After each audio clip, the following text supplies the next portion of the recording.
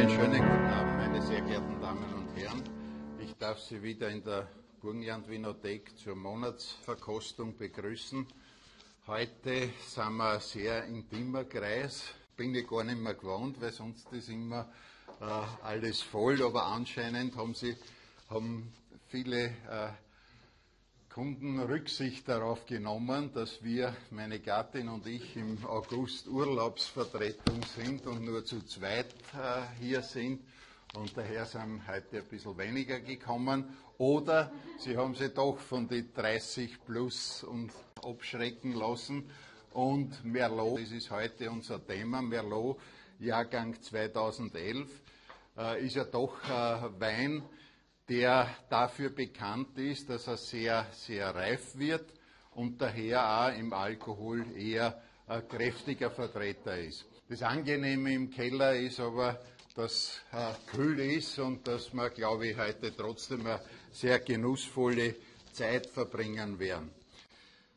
Heute haben noch, glaube ich, 7 oder 8 Leute abgesagt. Einer davon hat ganz entrüstet, glaube ich, angerufen und hat gesagt, wissen Sie, Sie haben ja nur 6 Weine auf der Liste. Jetzt habe ich ihn beruhigt, oder meine Gattin besser gesagt, hat gesagt, ja, das ist schon richtig, aber der 7. ist eigentlich, und der nicht auf der Verkostungsliste drauf ist, wird eine Vorstellung einer für viele wahrscheinlich Neuentdeckung sein. Und da wird der Winzer selber dann den Wein vorstellen. Wir werden heute 6 reinsortige Merlots verkosten und als Abschluss eine Cuvée Cabernet Merlot, also ein Bordeaux Cuvée, wie es auch im Burgenland produziert wird.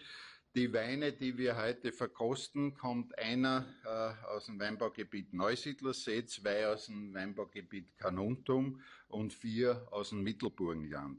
Ich werde wieder die Weine und die Winzer kurz vorstellen. Und eines haben die 7 Weine gemeinsam. Alle wurden mit 91 bis 94 Punkten bewertet. Und der Jahrgang 2011 ist ja an und für sich ein ganz toller Jahrgang. Und daher glaube ich, dass wir sehr viel Freude haben werden. Im Juli war das Thema Rotwein Cuvées Jahrgang 2011 und zwar schon der 2. Teil.